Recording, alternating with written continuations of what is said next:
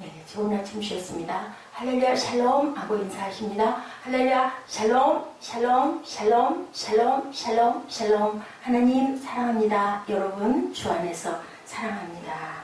예, 오늘 시편 34편 1절에서 22절 저희들 합독했습니다. 의인은 고난이 많으나 라는 제목으로 함께 말씀을 나눕니다. 다윗이 아베멜렉 앞에서 미친 채 하다가 쫓겨나서 지은 시다 이렇게 표현이 되어 있어요.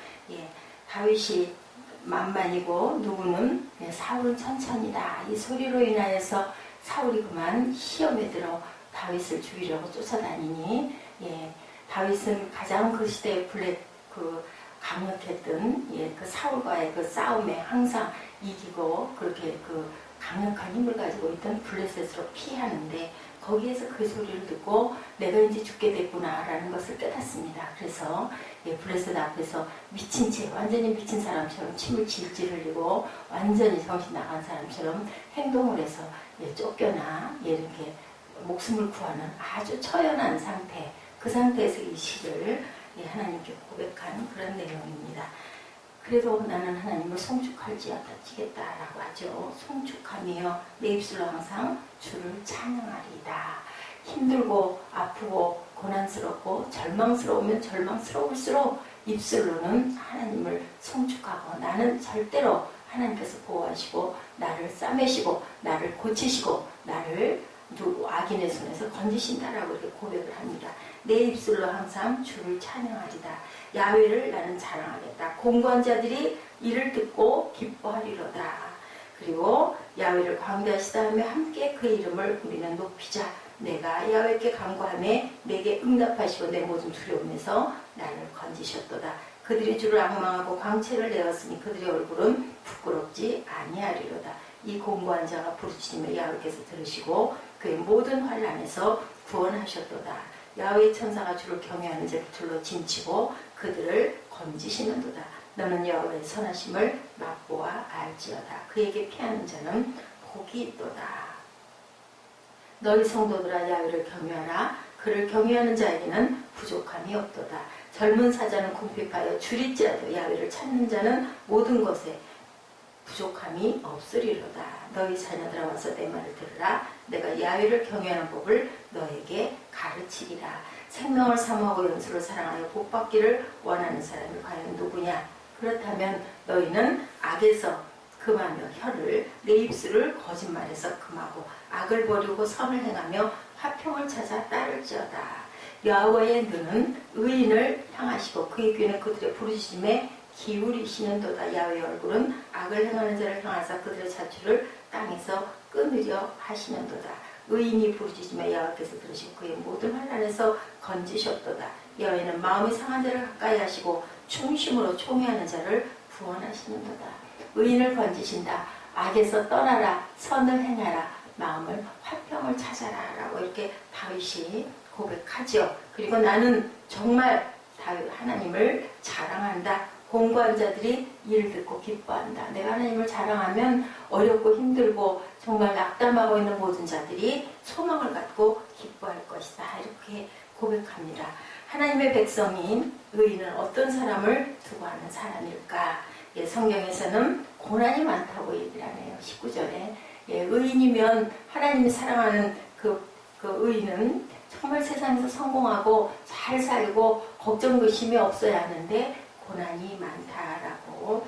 고난이 많으나 그럼에도 하나님을 찬양하고 의지하는 사람, 그래서 하나님께서는 그 사람을 건지는 사람, 이게 답이라고 합니다. 고난이 많지만 그래도 끝까지 하나님을 의지하고 찬양하면 하나님께서는 그를 건지신다. 이게 바로 의인이라고. 내가 야훼를 항상 송축한다. 그렇기 때문에 다윗은 항상 하나님을 찬양한다고. 좋을 때 찬양하는 게 아니라 이렇게 죽을 것 같은 고통 속에서도, 절망 속에서도 하나님을 찬양하고 하나님을 높이고 하나님을 경외하고 하나님을 나는 송축하고 기뻐한다. 그런 사람을 건지고 그 사람은 바로 의인이다 라고 이렇게 얘기합니다. 그를 경외하는 자에게는 부족함이 없다. 부족함이 없답니다. 그렇다면 걱정할 필요가 없죠. 하나님을 경외하는 자에게 복을, 레위기 1장 13절, 신명기 28장 1절에서 14절, 그리고 말라기 4장 2절에서 3절을 통해서 약속합니다. 항상 복을 누리게 된다. 신명기 6장 24절. 재물과 영광과 생명을 얻게 된다. 잠언 22장 4절. 야훼 앞에 있는 기념책에 기록된다. 말라기 3장 16절. 악에서 떠나게 된다. 잠언 16장 6절. 방주를 준비하게 하신다. 노아죠. 생명에 이르게 되고 족하게 지내며 재앙을 당하지 않는다. 잠언 19장 23절. 구원과 지혜와 지식이 풍성하게 되며 보배가 된다. 시편 33편 6절. 영혼을 사망에서 건지신다. 시편 33편 18절에서 19절. 행복하게 된다. 야훼의 천사가 둘러 진치고 건지신다.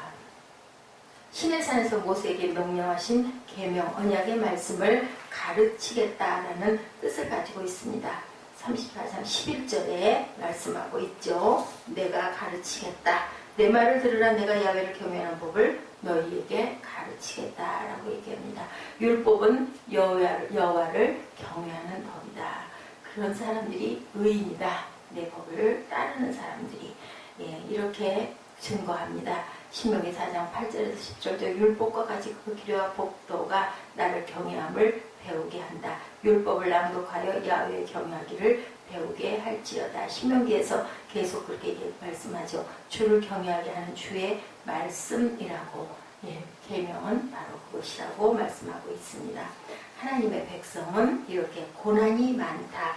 다윗이 사울 앞에 도망갔을 때 사울의 적이라고 할 수 있는 블레셋 가드의 왕인 아비멜렉에게 갔다가 그만 다윗은 만만이다. 사울은 천천이다. 이 소리를 듣고 내가 위험에 빠졌구나. 입에 침을 흘리고 벽을 손으로 긁고 아기스가 자신 앞에 오는 다윗의 모습을 보고 미친 사람에게 평가할 정도로 완벽하게 연극을 했습니다. 이렇게 해서 위기를 모면합니다. 그 비참한 모습으로 다윗은 블레셋에서 간신히 목숨을 건져 도망 나올 수가 있었고 그리고 나서 이 시를 하나님께 고백하죠. 가장 막막한 상태, 가장 비참한 상태, 가장 절망적인 상태에서 이런 노래를 합니다. 블레셋에서도 도망갈 수 없는 그런 처지 다윗은 이스라엘 안에서 게릴라처럼 숨어 지내야만 했다. 어디를 가도 사면이다 적이었어요.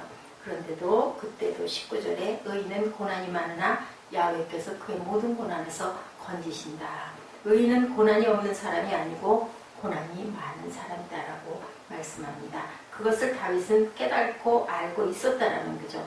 하나님의 백성은 말씀을 따라서 진리를 따라가야 되고 하나님을 따라가야 되는데 세상은 진리를 따라가지 않고 하나님을 따라가지 않기 때문에 거기에서 살아남기 위해서는 이렇게 고난이 많다. 하나님을 따라가지 않고 진리를 따라가지 않기 때문에 세상과 충돌할 수밖에 없다. 의인은 하나님의 법도를 따라가는 자들은. 그렇다면 하나님께서 세상에 의인을 괴롭힐 때 하나님께서 바로 구원하시면 더 좋지 않을까. 그렇죠. 당연히 그냥 탁 한 번에 승리하게 하고 기분 좋게 하고 우쭐하게 하고 하면 좋을 텐데 하나님과 한 방법은 그렇지 않습니다. 믿음을 더욱더 단련하시기 위해서 연단을 허락하시는 거죠. 그래서 의인이 자라게 단단해지게 그렇게 쓰일 수 있게 그렇게 만드신다라는 겁니다. 그래서 고난이 많으나 야훼께서 그 모든 고난에서 결국은 건지신다. 어떻게 해야 될까요? 잘 견뎌야 한다라는 거죠. 견디면서 그냥 견디는 게 아니라 기뻐하면서 그것을 깨닫고 알고 그 다음에 나는 걱정 없어 라고 마음에 확신이 오고 그걸로 인하여 기뻐 춤출 수 있게 만드신 하나님이다. 하나님의 백성은 하나님께서 환난의 소리를 건지시는 것을 경험해야 된다. 그래야 전국까지 쓰일 수가 있고 어떠한 상황에서도 우리가 여유를 갖고 극복을 할 수가 있다는 거죠. 하나님께서 건지시는 것을 고백하면 다윗이 고백하는 것 너희 성도들아 야훼를 경외하라. 저를 경외하는 자에게는 부족함이 없도다. 젊은 사자는 궁핍하여 줄일지어다라도 야훼를 찾는 자는 모든 좋은 것에 부족함이 없다. 다윗은 부족함이 없다고 고백합니다. 우리는 지금 다윗이 얼마나 부족한 것이 많은지 부족할 뿐만이 아니라 어디에도 나를 내놓을 수도 알릴 수도 알게 할 수도 없죠. 아주 총각을 다투는 죽음이 나에게 그 무서운 고난이 닥쳐 생명을 앗아갈 적들이 온 사방에 퍼져 있습니다. 그런데도 부족함이 없다고 고백합니다. 하나님의 인도하심을 받는다라는 것, 바로 부족할 것이 없다는 것이 무엇을 의미할까? 예, 야훼는 나의 목자시니 내게 부족함이 없으리로다. 이 고백을 할 수 있는 상태가 바로 부족함이 없는 상태, 하나님께서 우리를 인도하시는 상태예요.